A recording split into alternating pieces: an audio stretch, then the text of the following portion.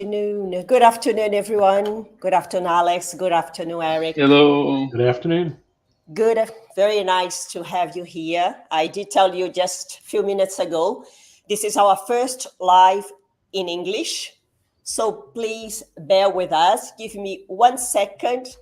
Boa tarde a todos. Estamos aqui a mais uma quinta-feira. Como dissemos, esta live de hoje vai ser em inglês, mas as pessoas podem colocar suas perguntas em português e nós vamos traduzir conforme a live acontece. So thank you so much again, Eric, for being here. As I mentioned, every Thursday we have a live stream at 4 p.m. Brazil, 20 hours, 8 p.m. Portugal. I'm Rosane Marques, and I'm the founder and CEO of iTRecruiter. We are a talent acquisition startup born in Portugal. And I'm usually here with my colleague, Alex Ellis. Hello, everyone. I'm enjoying my vacation in London. Tomorrow I come back to Portugal. I'm Alex. I'm an IT senior consultant. And today is a special live because it's our first English interview, and Eric is a C-level at Scrum. Scrum is a company of co-founding of Scrum. It's important for us to share off people. So today we are going straight to the point to talk about the importance of Scrum. I talk with the COO. We generally introduce the person, but I'll have you have the stage, Eric, and introduce yourself. Great. Thank you very much, and happy to be here and happy to try this out in English for y'all as well. So I'm coming to you from the United States. I live in the Lehigh Valley in Pennsylvania, which is about an hour and 20 minutes directly west of New York City. So if you drive about 2 minutes down the road from me and start heading east, you'll end up in what's the Holland Tunnel, which takes you to Wall Street in downtown New York. So I've been with Scrum.org for quite a while now. I've been here since 2015, and I lead all of our business operations for Scrum.org. Prior to this, I've done a whole lot, and most of my tenure has been around product management, product ownership, and really helping companies build products. I spent a lot of time at IBM. Prior to that, a company called Rational Software, which was acquired by IBM, and really helping build tools, build products, spending a lot of time with customers in many industries that are building software-based products. Great. So the idea today is really to talk about the importance of Scrum. We are going to bring you some spicy questions just to make it nice and spicy this afternoon. But I always joke saying that I like to begin from the beginning. So could you kindly share with us the origins of Scrum and what inspired its creation? I was reading about it, very interesting story. So please let us know a little bit about it. Sure. So our founder, Ken Schwaber, presented the first real papers of the Scrum process back in 1995 at an event called Uppsala, which is an object-oriented event. Ken and Jeff Sutherland worked together in building that and presenting that. It came out of a lot of different ideas that had been brought forward over the years around how to get people to work in smaller iterations and in smaller teams to build products. And a lot of it, and people get this question quite a bit, is Scrum an acronym? What does Scrum mean? It really is taken from the concepts of rugby and a Scrum. In a Scrum in rugby, the team gets together and works together to push the ball forward. In our case, the team gets together to move the product forward and working together to do that. So in 1995, they presented that first paper. Over the next couple of years, we're using it with different companies to really help them build better products and build them faster. One of the earliest stories that Ken tells is when he was at a financial services company who in the early days of the internet, and they were getting beat. This was a large financial services company, typical brick and mortar, and they were getting beat by these smaller startups who were online, and they were trying for 12 to 18 months to get their online product out. And they brought Ken Schwaber in to help. And Ken said, okay, give me 6 or 8 people and give me enough funding for 30 days and we'll build something. So not these 12 and 18-month plans, but give me a short period of time and let's build a little bit and learn a little bit. And within 30 days, they had something that was already usable. It wasn't the whole product, but it was enough to get them started. And then they added another 30 days and built some more. And the whole idea behind Scrum is we don't know everything at the start. Traditionally, projects, and certainly software projects, would scope out the whole scope and then say, okay, let's go build it. And I've witnessed this in products I worked on in the past as well. And then 12 months later, you're not there yet. And you say, well, things have changed, another 12 months. And well, things have changed, another 12 months. With Scrum, we assume we know our goal, where we want to get to. How we're going to get there is going to evolve over time because we're going to learn from our customers. We're going to learn from internal stakeholders and from others and from the competition even. And we're going to continue to evolve as we go. And the whole idea is let's work together, small teams, and build something. And if we go more than 30 days without getting feedback, we're probably going to end up off track. So let's shorten those cycles. Let's learn enough as we go so that we can adjust over time.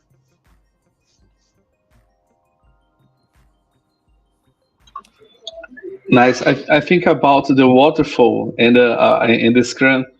Scrum comes with a new idea about the build a software. So how has Scrum evolved since its inception, and what are some of the biggest milestones in development? So I think what's really evolved in Scrum since that beginning is more an understanding of how the teams work together and how people work together. A lot of Scrum hasn't changed. Some of the words have changed and some things, but in general, it hasn't changed that much as it hasn't had to. Scrum is just a framework from which your process evolves. And we bring in different practices within our team to help build our process. Scrum is the Scrum guide, which is the book of knowledge, the body of knowledge of Scrum. That Scrum guide is only 13 pages, right? And it really just defines, here's how we work together. Now figure out as a team how to supplement that. What practices? Do we bring in practices from Kanban, for example, like improving flow and flow metrics? Do we bring in practices from test-driven development? And do we bring in other things to really help our process evolve? I think what's changed the most to me over these years since that 1995 presentation is really the number of people who are using Scrum and using it around the world and understand it and know it. But there's still also a lot of misunderstandings of Scrum and misunderstandings of the accountabilities within Scrum as well. I really love the definition of Scrum with rugby. It's funny because, as you probably know, rugby is not a very famous sport in Brazil or in Portugal. So this is one of the questions we should have made, was the definition of Scrum. We never thought of this, but anyway, you're actually from scrum.org, and you did mention there are a lot of misunderstandings around Scrum. What role does Scrum.org play in promoting and maintaining the integrity of Scrum practices globally? Yep, so that's a great question. And as I said, Ken and Jeff are the creators of Scrum, Ken Schwaber and Jeff Sutherland, and they maintain the Scrum Guide independent of any organization. And to me, that's a good thing because it takes a lot of politics and other things out of it. As Scrum.org, and Ken being the chairman and founder of Scrum.org, we have an accountability to continue to help maintain that and help give that feedback out, but also help people learn. Scrum.org as an organization, we provide hundreds or really thousands of free resources and things out there to help people learn and help them improve how they work and improve their understandings of Scrum. We also provide training and certifications around Scrum, but we're all over the world. As a matter of fact, our CEO Dave West is in Asia right now, talking about Scrum and helping organizations better understand it. So we're traveling, we're going out there. We've got 360 or so trainers all over the world. They all have to go through extensive background validation of knowledge and understanding of Scrum. They've had to use it in the real world, not just academically. And they're out there helping organizations be successful as well.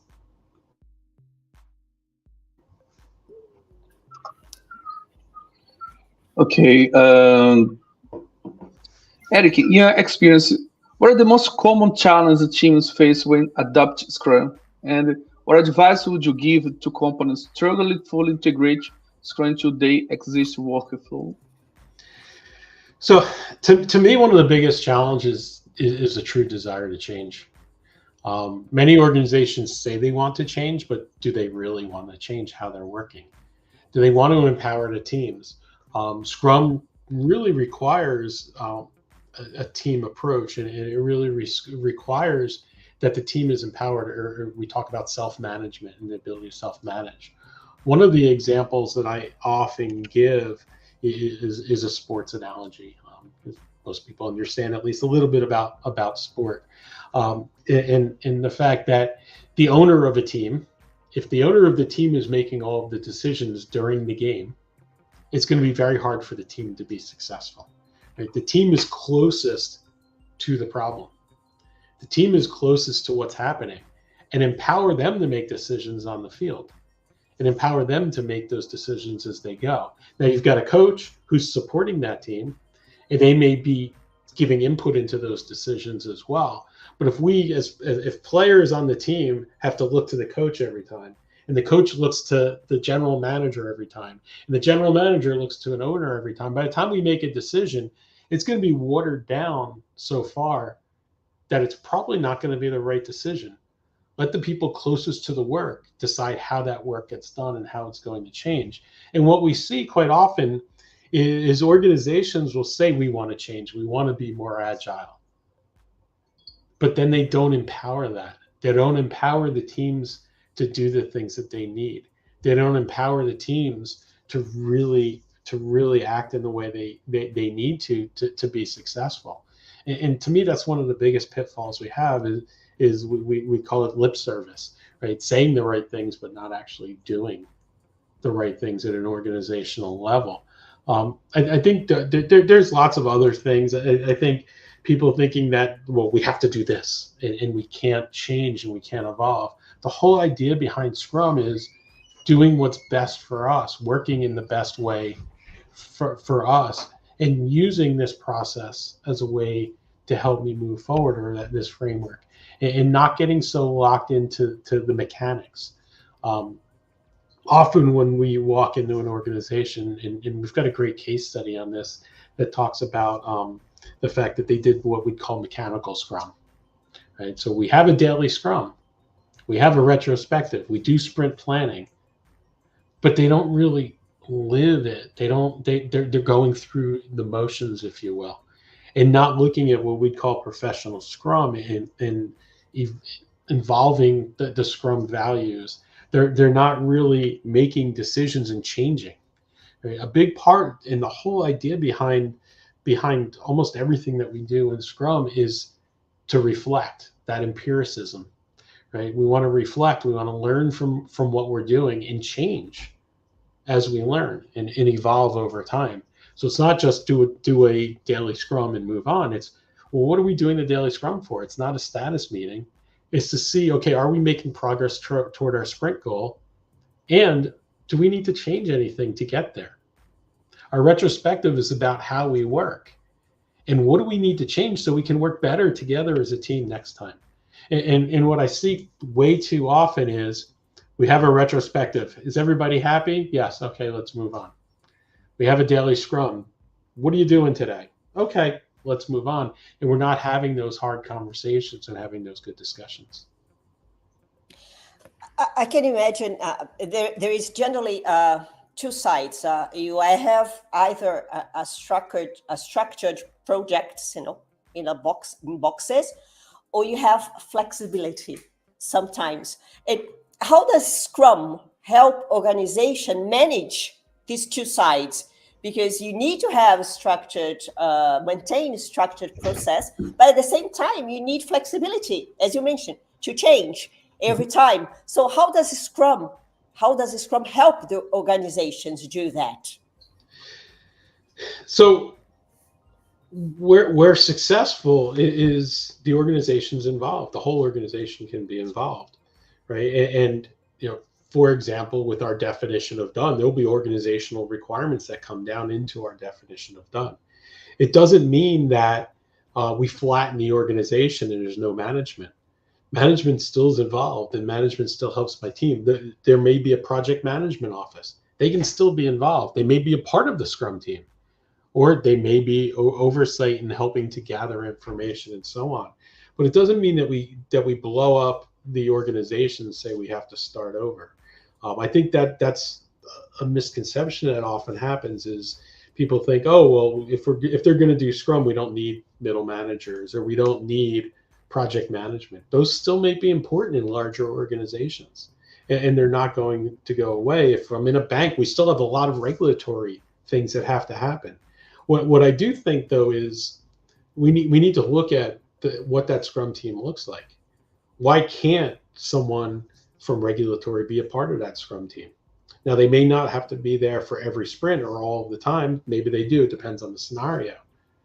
But they can be a part of that team or a service to that team as well. We talk a lot about things where a group can be a service to the Scrum team if they're not needed all the time, or just some of that expertise and knowledge is needed. But that structure within the organization still needs to exist. We still need budgeting. We need money. We still need to manage our people and have career paths for those people. I still need to pay them. So all of those things can still exist. The Scrum team is just a piece of that and a part of that over time.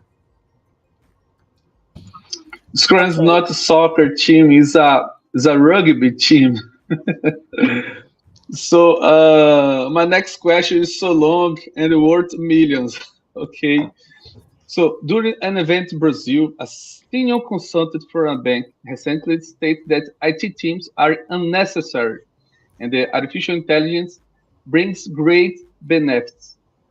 However, the recent CrowdStrike case demonstrates the crucial role of IT teams and management. In light of this, how do you view the relationship between AI and IT teams? And will AI replace these teams, or they complete each other in corporate environment?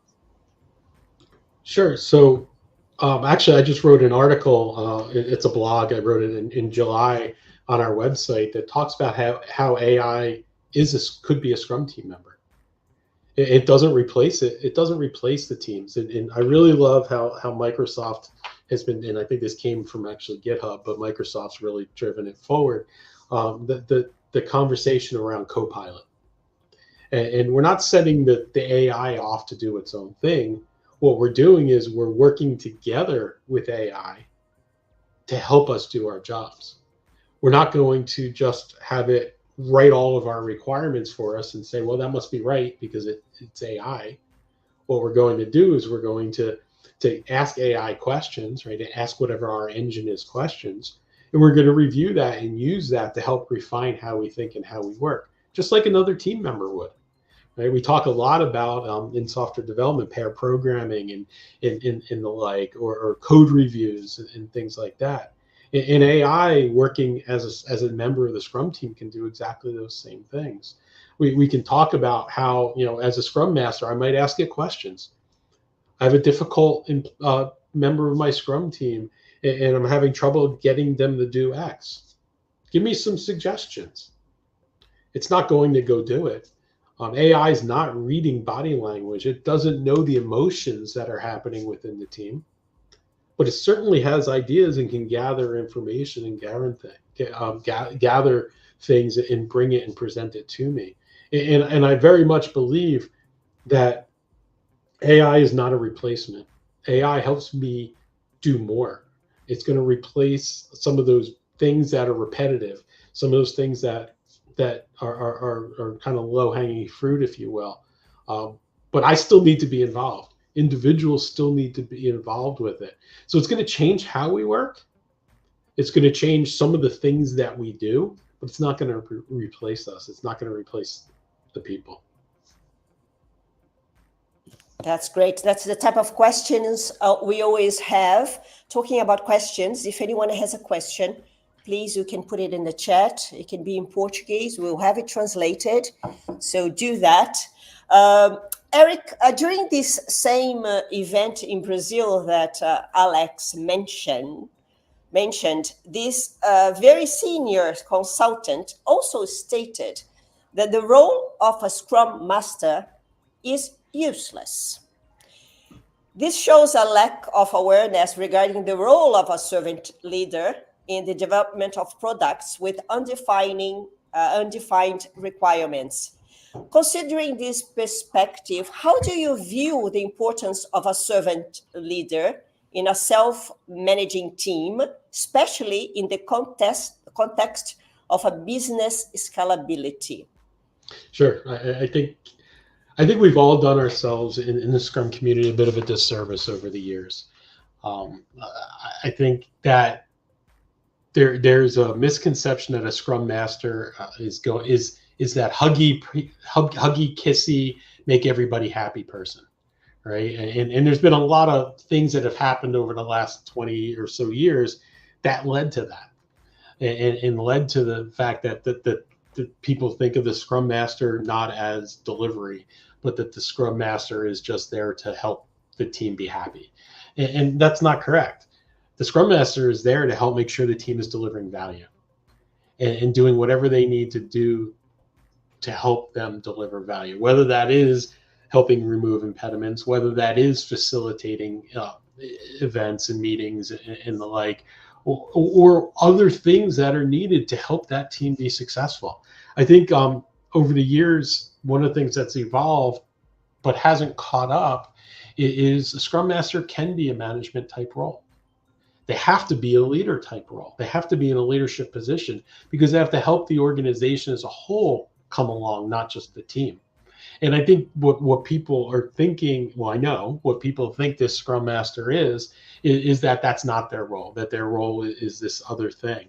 And there's a lot of not good Scrum Masters out there that have probably helped proliferate that as well. And there's a lot of really good ones out there that have helped teams deliver value. There's also a lot of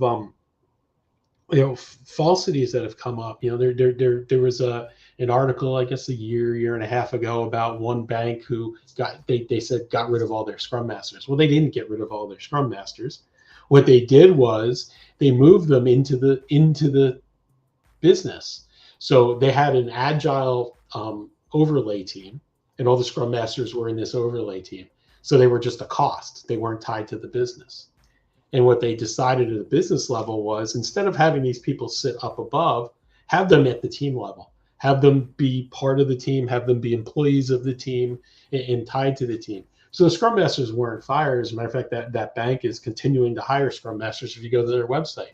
But what they were was they were redeployed as from a budget perspective, but also as a leadership perspective into the team instead of at this higher level. But what people took from that was they got rid of all their Scrum Masters, and that's not the case. We saw another bank, and that was a bank in the U.S. We saw another bank in the Netherlands who did remove a bunch of their Scrum Masters, and what they found was they stopped delivering value. They actually are bringing them back now, because what they found was that the Scrum Master really was helping to drive the work of the team, and be a big part of how that team functioned and how the team or the teams work. And remember, a Scrum Master doesn't have to just serve one team; they can be across multiple teams. We also, one of the changes that was made in the 2020 version of the Scrum Guide is changed in just a minor change, but I think it's actually a significant change. Changed it from a role to an accountability. So the Scrum Master, the product owner became accountabilities instead of roles. And I think that's important because what it did was it said, that a person doesn't have to do all of this stuff. It can be delegated out to the team, and the team can take on those things. These things all need to be done, but who does it doesn't have to be this one person. And in some cases, and in some organizations, the Scrum Master became too powerful in their minds. And that led to some issues as well. And what we're seeing now is those accountabilities need to happen. How they occur and who does them, let's pick the right person or the best people within the team or teams to do those things as well. But to say that the Scrum Master isn't needed, I don't agree. To say that what that Scrum Master was doing isn't needed, that's possible, right? Because at the end of the day, if they're not helping the team deliver value and really making sure that the team is driving value, then they're not doing their job and they're not doing it well.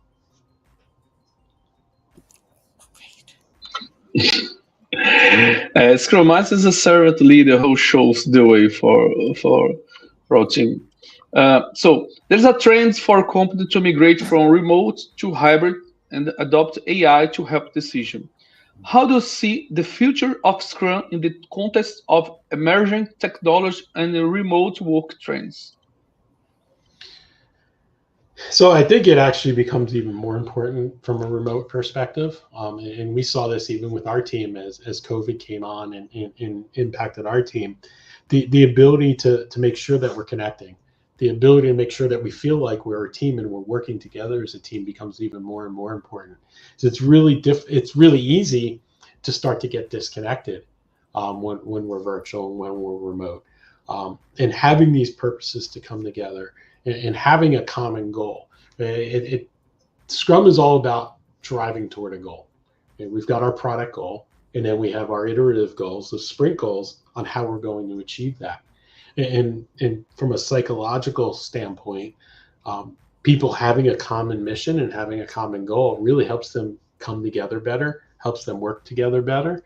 And when we disconnect them because they're not in the office all the time or whatever, then they start to can lose their path. And having that common goal really helps that. And bringing them together. Let's bring them together for those sprint plannings. Let's bring them together for the retrospectives, for the daily scrums, and so on. And these don't have to be long meetings. I hear, we've got all these meetings. So if we can't spend 15 minutes a day together as a team to make sure we're continuing to communicate and move forward, or less, it doesn't have to take 15 minutes every day, then maybe we have a different problem.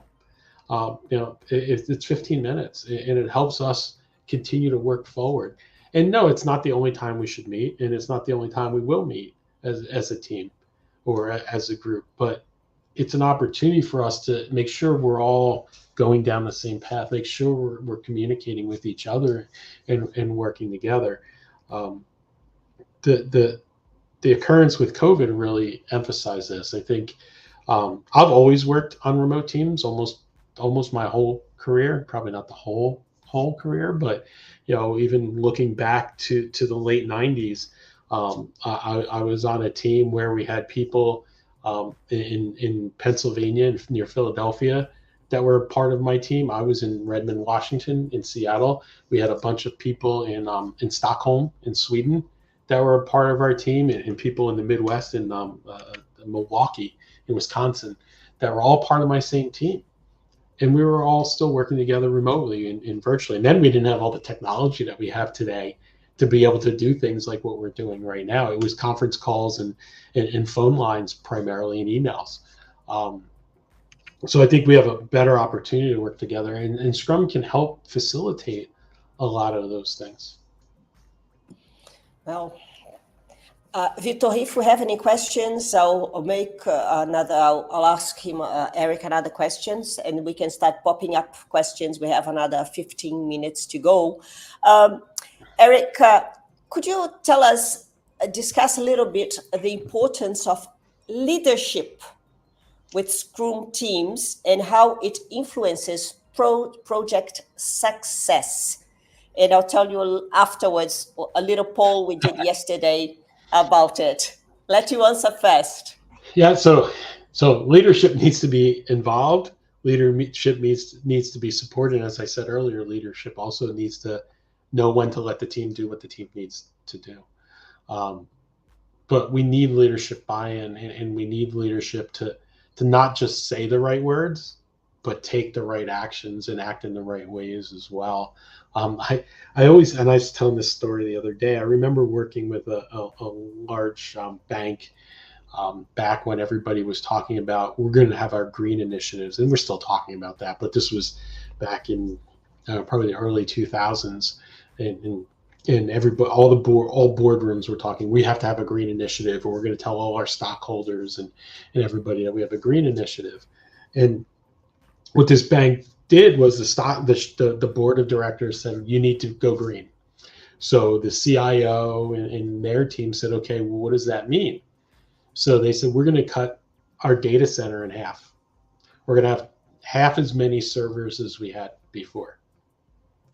So to the public, that sounds great. Wow, half as many servers in the data center. That's an excellent thing. And that's what everybody told. That's what the board told the street. That's what the CIO told the board. That's what everybody was working for. Now, they left out important parts, like the fact that these new servers were going to use more than twice as much power as the old servers. So they weren't really going green, right? They were just cutting their server room in half.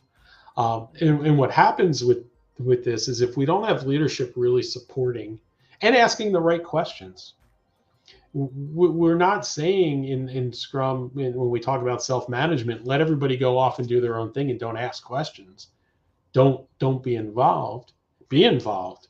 Help those teams. Help empower them and enable them to be successful. And ask those questions. Don't just assume things are happening. One of the things, and this gets back to that prior question, that I think we've really suffered from in remote work, and really in thinking back over my career, probably, especially going back to like the early 2010s or so, when people started using Skype more and other sort of instant messaging type of services, Slack being a big one now, is a lot gets lost in typing. And we need to make sure that we're talking. We do this all the time at scrum.org, where we say, all right, enough, let's get on the phone, or let's get on a call and let's talk, because a lot gets lost. My wife always tells me, you're assuming a tone in somebody's voice that's not there, right? And we assume that. We read something and we don't know what it was meant. All we know are the words. And having that conversation is so important. So just because we're remote, just because we're virtual, doesn't mean we can't come together and talk. And the same thing with leadership. Just because leadership, somebody wrote something, have a conversation with leaders about what that means and the impact. The product owner needs to be engaged, empowered, but also engaged. And the team, the Scrum team, needs to be empowered and engaged. And let's invite those leaders to our sprint reviews so we can understand them. Let's call a meeting. It doesn't have to be a formal, Scrum event. Let's have a meeting with the leadership and understand where they think we should be going and how that impacts our product goal. Get leaders involved and take on leadership positions, right? Leaders aren't just the people with a title. There are many leaders who don't have the title but play those leadership roles. I think the importance of talking, these days especially. So I'll tell you about what we did this week. We asked, in your opinion, what are the biggest challenges in implementing Scrum in companies? And resistance to change came by 50%. Yeah. And then lack of leadership, of good leadership, was low at 6%. Interesting. Communication between teams, 25%, and alignment with the strategy, 19%. So resistance to change won by 50%. Interesting. How was that asked? Was it asked as resistance to change overall by everybody in the organization, or was it more around leadership? Was the challenges to implementing Scrum in companies. So resistance to change was the biggest challenge people see when they try to implement Scrum in companies. Okay. Which makes perfect sense. Change is hard. People don't like change.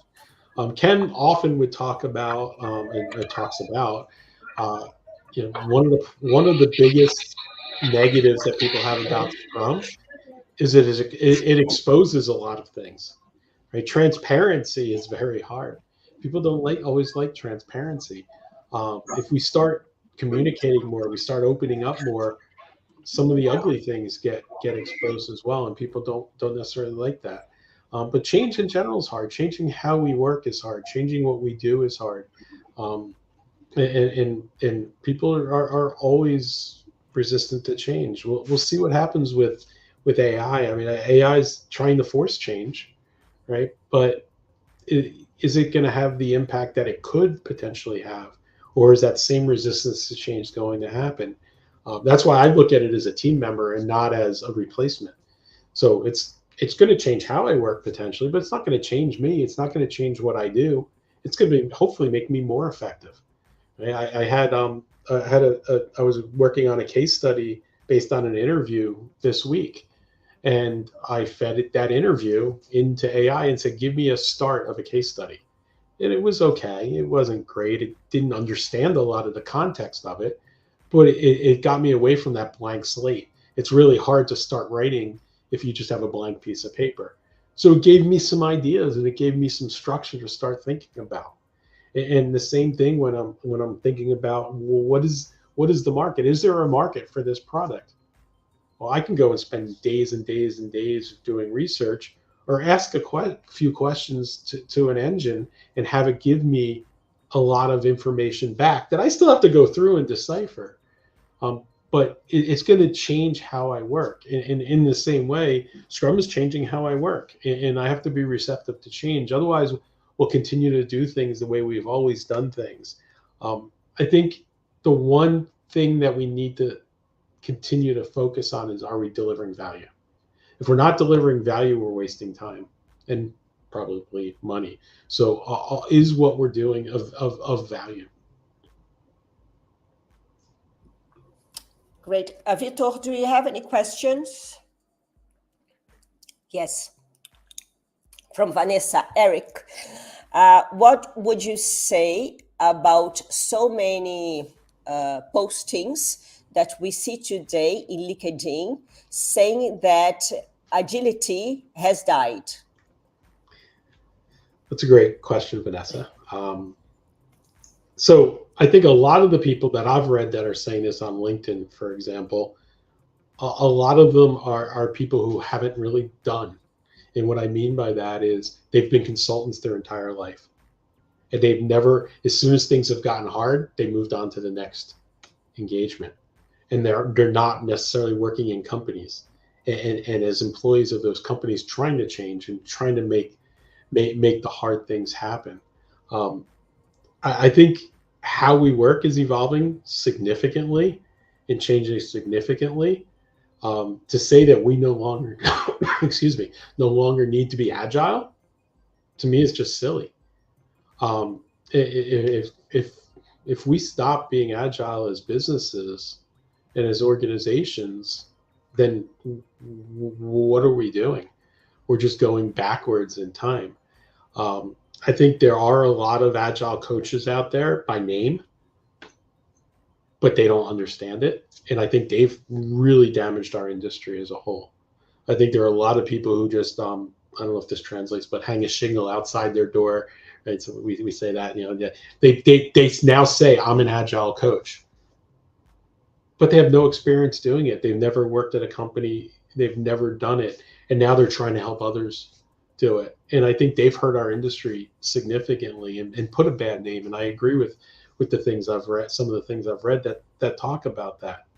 And I think that needs to change, and that needs to evolve. But I don't believe Agile in any way is dead. I think how we do things is changing. I think we have to adopt things like AI, as we talked about. I think we have to evolve how we think and how we work. And I think organizations have to continue to evolve and change. But to say Agile is dead, well, what's next?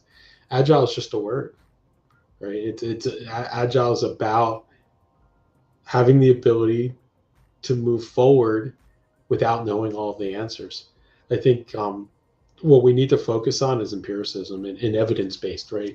We need to focus on evidence-based decisions and making decisions not based on just my gut, but based on decisions based on evidence that we collect and gather. And that's what Agile is about. I think there's a lot of people thinking Agile is something else. Yeah, really, leadership in teams is vital. For example, in football, there is a captain, and the IT team has a scrum. Both promote collaboration and guide the team through challenges, and they should align with the goals and influence the project success. I mean, it's important to understand about this. Great, great. Vitor, do we have any other question? Okay. From Julio, 6 people plus 30 days plus funding. Magic happens. What is the weight of people in this equation? And what does it take, what it takes to get the best group of people? They each weighed about 100 kilos. No, just kidding. So what is the So you said. So it's not about heroes, right? So I think this is really important as we're as we're forming teams. If we get a team of heroes, then that's not going to scale. That's never going to work. That team might be successful, but no other team will. It's about having the right set of skills on the team to be able to accomplish what we need to accomplish, and bringing in the right set of skills if we don't have those skills. I hear people talk about, cone-shaped people and pie-shaped people and things like that. I believe, you have to have the right skills, and no one person's going to have all of those skills. So, in the example that I gave earlier, Ken assembled a team of the people who had the skills to deliver the things that they needed, and had a goal. They had a product goal. Their product goal was to have online training. That was the goal. And then they had incremental goals along the way, and they set realistic goals. We can exceed them, but let's set our sprint goal. The first one was to have a login, I believe. Right? Let's just be able to have a website with a login. Boom, we can do that. Now let's have the next set of things. But those people have to be empowered to do the work, and they have to be empowered to be able to get any other skills that they don't have, and acquire those within the organization. Great. Eric, there are some questions popping up here in my phone directly from some people that do not wish to put it here. Could you talk a little bit, please, about certifications and the importance? Oh, okay. So this one popped up. A Scrum certification has great value in the market today. Has a Scrum certification great value in the market today? So yes, and so I'm a big believer in the Scrum certification is just one piece of your puzzle. I would never hire somebody just because they have a certification, but it helps me understand one piece of them in one set of their knowledge. Scrum.org, in our certifications, right, they're decoupled from training, and they're difficult. You need an 85% to pass to get certified. And we managed to about an 80%, slightly under 80% passing rate. There are some certifications I've seen where you need a 60%. I know if my children, when they were in school, they're no longer in school, but when they were in school, if my children got a 60% and came home, I'd get a phone call from the school that they're not doing well. Yet organizations will give certifications for that, and I don't understand the connection there. So I believe certifications have a place, And certifications help me that one, as the individual taking the test, help me validate where I have gaps and where I need to learn and evolve. As a hiring manager, they help me understand, well, do you understand those basics? Do you understand those fundamentals and how to apply them? But it's just one piece. If you hire somebody just because they have a X, PSM1, then you get what you get. And if you didn't put them through the interview process and do the things that are required to make sure they actually have the experience and have the skills and the personality. One of the questions I often will get and talk about is, I used to get this question a lot. I don't get as much anymore. I'm a project manager. My company's now moving to Agile. Does that mean I'm a Scrum Master? And the answer is, I don't know. Right? Do you have the personality for it? You might be an amazing project manager, but not have the right people skills to really help support the team and help evolve the team. You might be better off in a PMO role or even a product owner role or product manager role or something. So it's going to depend. And those certifications, same thing. They're one piece of it. But they're valuable. They're valuable in validating that you learned what you thought you learned in your training class.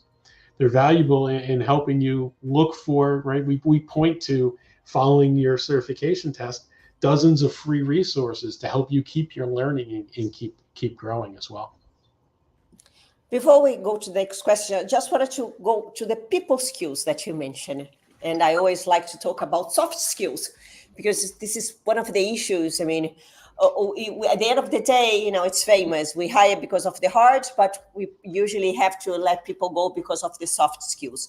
Which are the top soft skills for a great Scrum? So I think, one of the biggest ones is caring about the team and caring about people. And there's not a good way to really measure that. But if you're not passionate about the people and passionate about the team, you're not going to be successful, because at the end of the day, your job as a Scrum Master is to get the team moving forward and to help them move forward. And you have to have that passion for that. I left a job once because I was told I cared too much. I was literally told you have to stop caring so much, and that's when I started looking for a new job.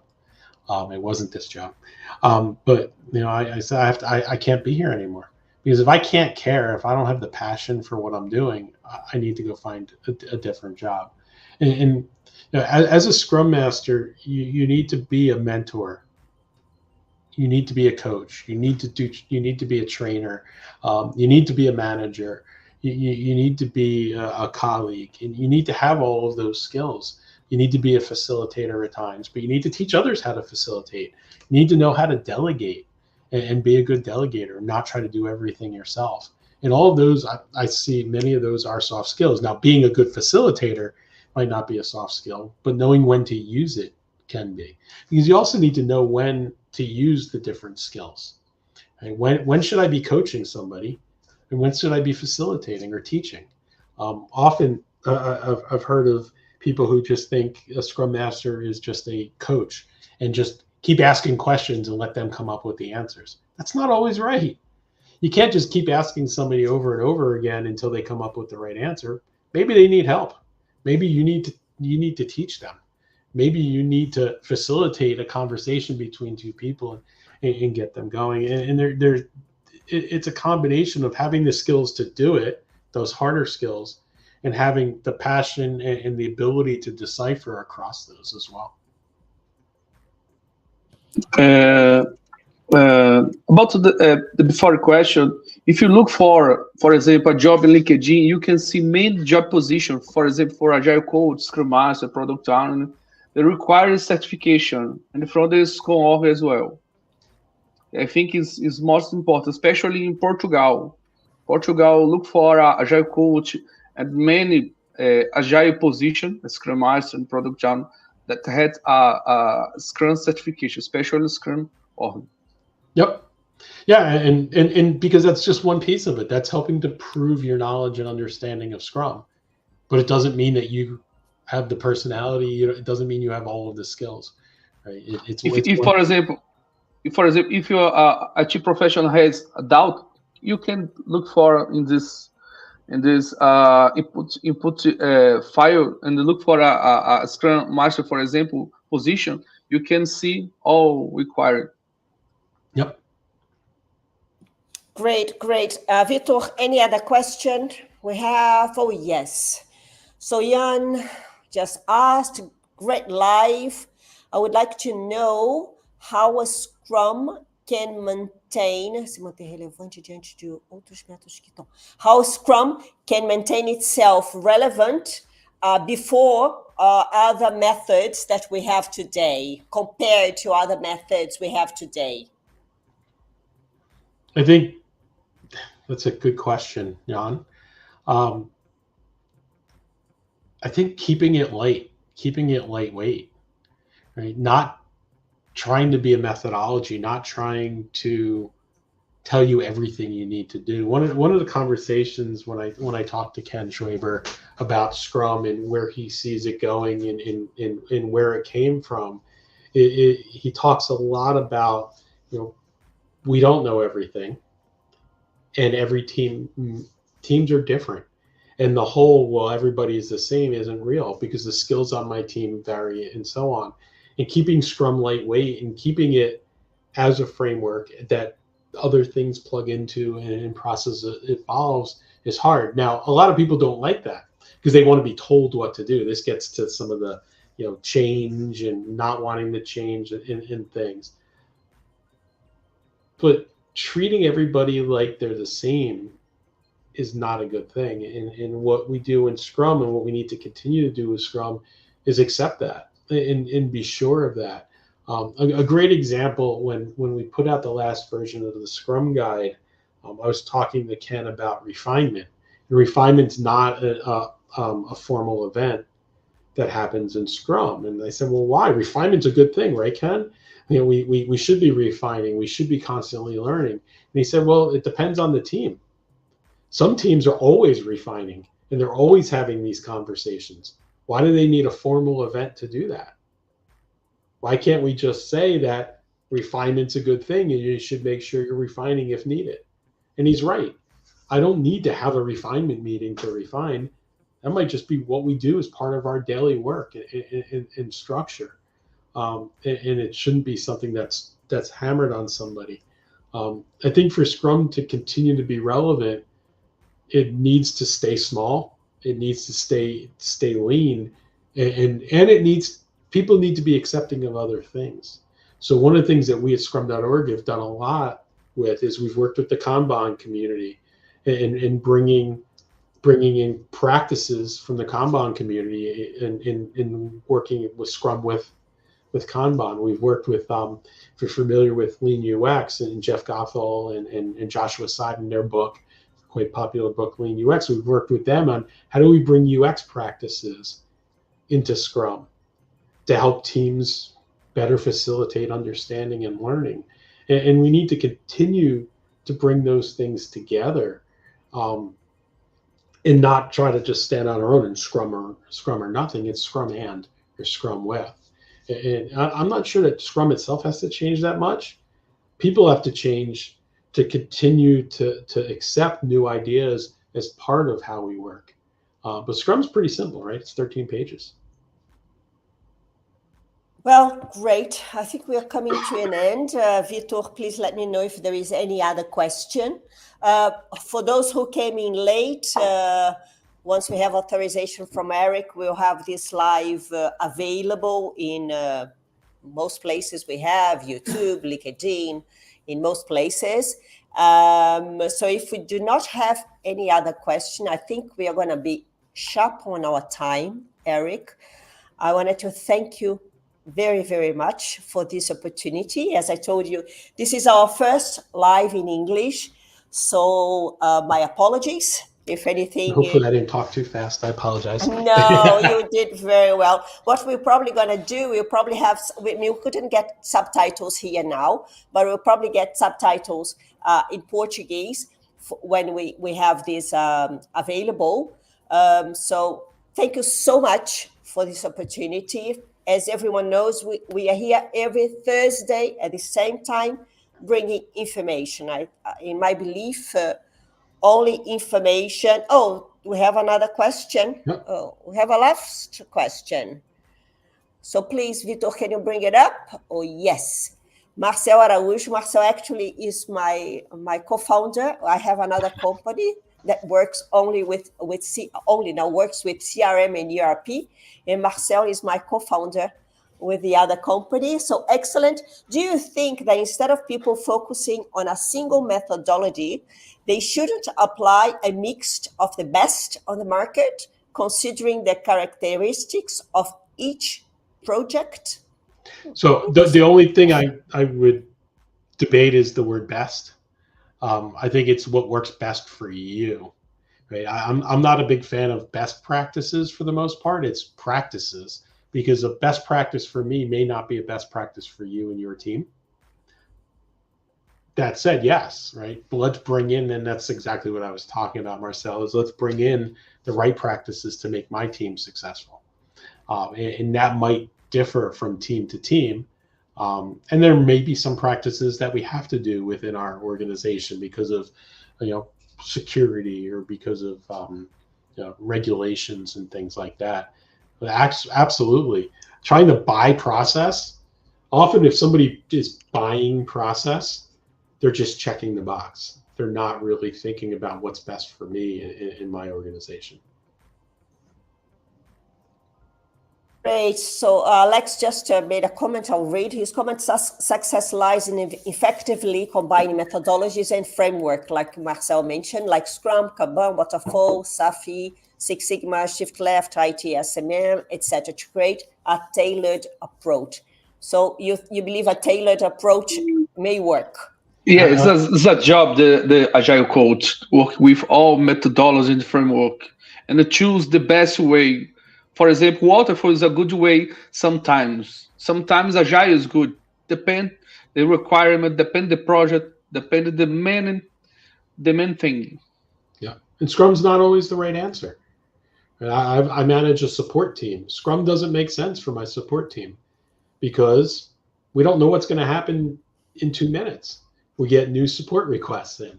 Now, we do have projects sometimes, like we rolled out a new support system. We use Scrum for that within our support team as a way to roll that out. But on a day-to-day basis, our support team doesn't use Scrum, even though we're scrum.org, because it wouldn't make sense for them. It's not a complex problem. Well, so whatever fits best. Okay, yes. So thank you so much. So for those who came in late, please go back. I think they're very, very interesting information. Eric, thank you so much.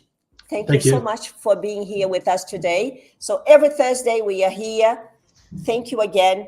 I'll leave you with the last words, Eric. I just want to thank you both. Thank you for the time. And I think, to me, the big thing is we have to be thinking. We have to always be thinking about how we're working and what we're doing and how do we want to improve.